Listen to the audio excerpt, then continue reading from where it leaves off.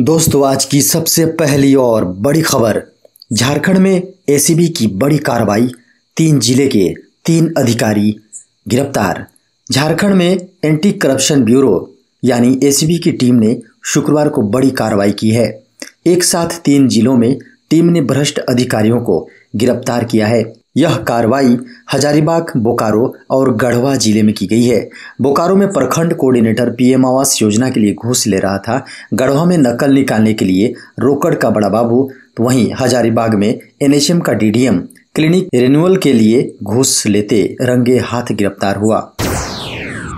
झारखंड के विभिन्न सरकारी विभागों को मिली 4,684 करोड़ खर्च करने की स्वीकृति। झारखंड के विभिन्न विभागों के लिए वित्तीय वर्ष 2021-22 के लिए झारखंड राज्य की संचित निधि में से 4,684 करोड़ रुपए निकासी करने की मंजूरी दी गई है। राज्यपाल डॉक्टर रमेश बैस की सहमति के बाद विधि विधान विभाग ने इस संबंध में अधिसूचना जारी कर दी है। झारखंड विधानसभा के मॉनसून सत्र में झारखंड विनियोग अधिनियम के जरिए प्रथम अनुपूरक बजट पारित किया गया था। झारखंड में फिर होगी बारिश, 28 सितंबर तक येलो अलर्ट। मौसम विभाग की माने तो इस बार सितंबर महीने में बारिश ने कई रिकॉर्ड तोड़े हैं। आमतौर पर मानसून सितंबर मध्य से वापस होने लगता है, लेकिन इस बार देश भर में कई राज्यों में हो रही बारिश से जनजीवन अस्त व्यस्त हो गया है। बंगाल की खाड़ी में बने निम्न दबाव का असर पूरे झारखंड में दिखाई पड़ रहा है। मौसम विभाग ने अपने पूर्वानुमान में कहा है कि इसका असर 28 सितंबर तक झारखंड के कई जिलों में रहेगा। कई जिलों में मध्यम दर्जे की बारिश हो सकती है। इसे लेकर येलो अलर्ट भी जारी किया गया है। झारखंड में पिछले 24 घंटे में कोरोना से एक भी मरीज की मौत नहीं हुई है। कोरोना से 14 स्वस्थ हुए हैं। इसके विपरीत शुक्रवार सुबह तक झारखंड में कोरोना के 16 नए केस मिले हैं। हेल्थ डिपार्टमेंट के अनुसार झारखंड की राजधानी रांची से 9, बोकारो से 2, चतरा से 1, पूर्वी सिंहभूम जमशेदपुर से 1 और पश्चिमी सिंहभूम चाईबासा से 3 मरीज मिले हैं। झारखंड में कुल कोरोना वायरस का मामला अब 3,48,162 पहुंच गई है, जबकि झारखंड में कुल 1,44,69,654 सैंपल की जांच की गई है। झारखंड में कोरोना के 65 सक्रिय मामले हैं, जबकि झारखंड में कोरोना के 3,42,964 मरीज ठीक हुए हैं। अब तक झारखंड में 5,133 मरीज की मौत कोरोना से हुई है। झारखंड में कोरोना की रिकवरी रेट 98.50% है। झारखंड में ग्रामीणों की आस, मनरेगा से विकास अभियान चलेगा 15 दिसंबर तक। ग्रामीण विकास विभाग ने 150 वैसे प्रखंडों का अभियान के लिए चयन किया है, जिसका परफॉर्मेंस काफ़ी खराब है। इन प्रखंडों के 2,518 ग्राम पंचायतों में मनरेगा की योजनाएं अभियान से संचालित की जानी है। पुरानी योजनाएं को पूर्ण करने के साथ साथ नई योजना प्रारंभ की जाएगी। हर पंचायत में कम से कम 5 लाख मानव दिवस सृजन का लक्ष्य है। महिला ST/SC को 10% अधिक रोजगार उपलब्ध कराया जाना है। जेएसएससी की नई नियमावली को झारखंड हाईकोर्ट में दी गई चुनौती। झारखंड कर्मचारी चयन आयोग परीक्षा की नई नियमावली को झारखंड हाईकोर्ट में चुनौती दी गई है। खबरों के अनुसार प्रार्थी रमेश हांसदा व अन्य के द्वारा झारखंड हाईकोर्ट में रिट याचिका दाखिल कर नई नियमावली को रद्द करने की मांग की गई है। प्रार्थियों द्वारा दायर की गई याचिका में कहा गया है कि उर्दू को जनजातीय भाषा की श्रेणी में राजनीतिक मंशा के कारण रखा गया है। झारखंड के ज़्यादातर सरकारी विद्यालयों में पढ़ाई का माध्यम हिंदी है। उर्दू की पढ़ाई एक खास वर्ग के लोग मदरसे में करते हैं।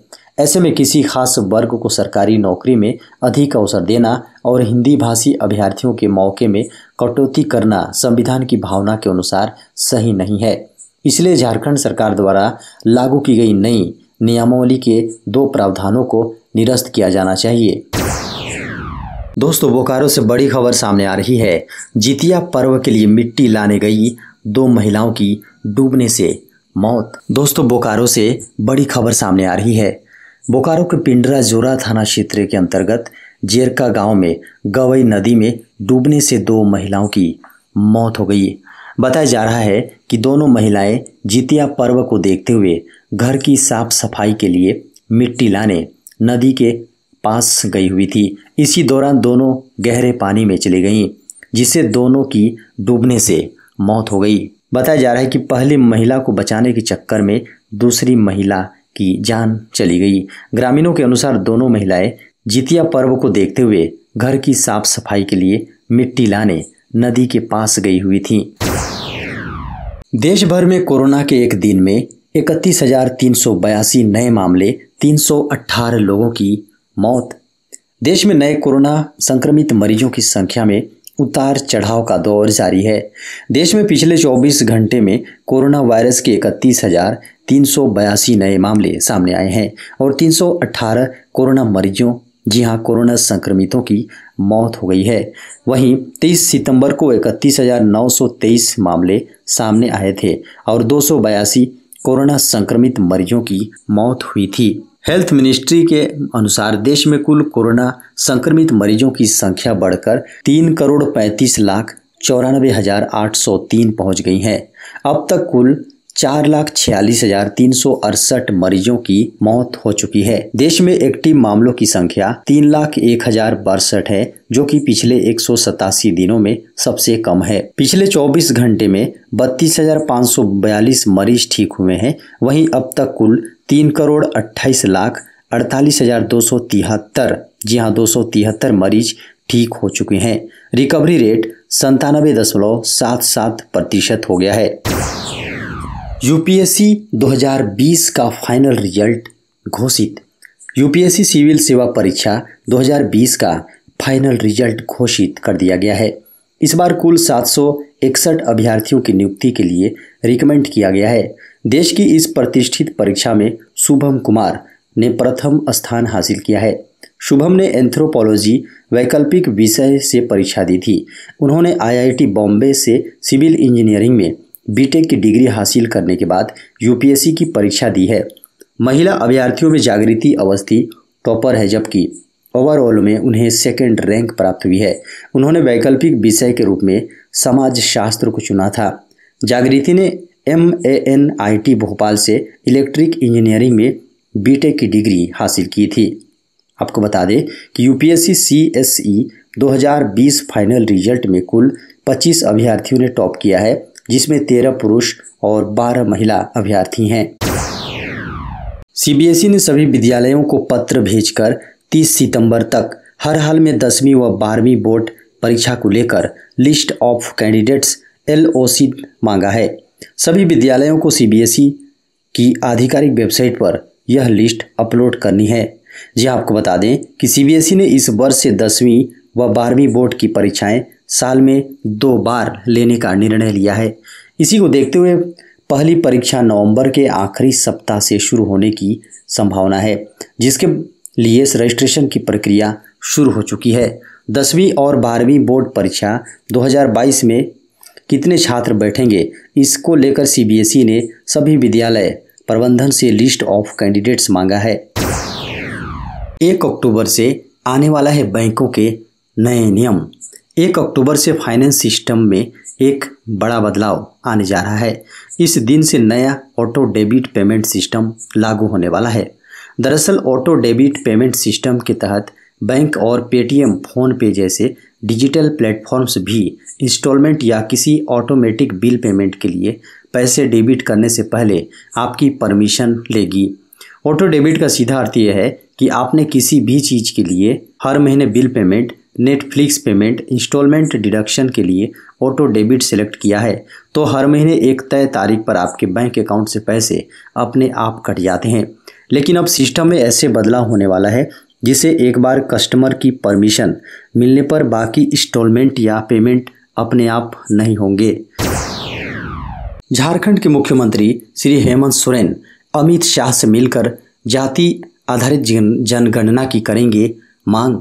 झारखंड के मुख्यमंत्री श्री हेमंत सोरेन 25 सितंबर को सर्वदलीय प्रतिनिधि मंडल के साथ केंद्रीय गृह मंत्री अमित शाह से दिल्ली में मुलाकात करेंगे। इस मुलाकात में वे जाति आधारित जनगणना और सरना कोड जनगणना में शामिल करने की मांग उठाएंगे। इस बैठक में भाजपा की सहयोगी आजसू पार्टी का भी साथ मिला है। इसके अलावा झारखंड कांग्रेस, राजद और वाम दलों के भी प्रतिनिधिमंडल मौजूद रहेंगे। इग्नू ने बढ़ाई जुलाई सेशन के लिए रजिस्ट्रेशन की अंतिम तिथि। इग्नू ने ओडीएल यानी ऑनलाइन डिस्टेंस लर्निंग और ऑनलाइन प्रोग्राम के लिए आवेदन करने की आखिरी तारीख 30 सितंबर 2021 है। ऐसे में जो भी अंडर ग्रेजुएट, पोस्ट ग्रेजुएट सहित अन्य प्रोग्राम के लिए परीक्षा में शामिल होना चाहते हैं, वे आधिकारिक वेबसाइट ignou.ac.in पर जाकर ऑनलाइन आवेदन दे सकते हैं। यह पहली बार नहीं है जब इग्नू ने इन पाठ्यक्रमों के लिए आवेदन करने की समय सीमा बढ़ा दी है।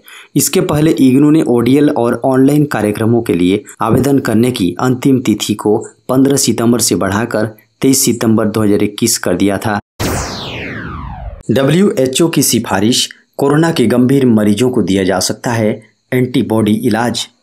विश्व स्वास्थ्य संगठन ने कोरोना के गंभीर मरीजों के लिए एंटीबॉडी इलाज की सिफारिश की है। शुक्रवार को BMJ में प्रकाशित विश्व स्वास्थ्य संगठन के नए दिशा निर्देशों के अनुसार हॉस्पिटल में भर्ती होने के वाले उच्च जोखिम वाले या गंभीर बीमारी वाले मरीजों को ये एंटीबॉडी इलाज दिया जाना चाहिए। WHO guideline development group panel ने कोरोना मरीजों को 2 विशिष्ट समूहों के लिए कैसिरिवीमैब और इमडेवीमैब के कॉम्बिनेशन से इलाज की सिफारिश की है। पहले समूह में ऐसे गैर गंभीर कोरोना रोगी हैं जिन्हें हॉस्पिटल में भर्ती होने का सबसे अधिक जोखिम है। दूसरे समूह में ऐसे मरीज हैं जो सीरो नेगेटिव हैं।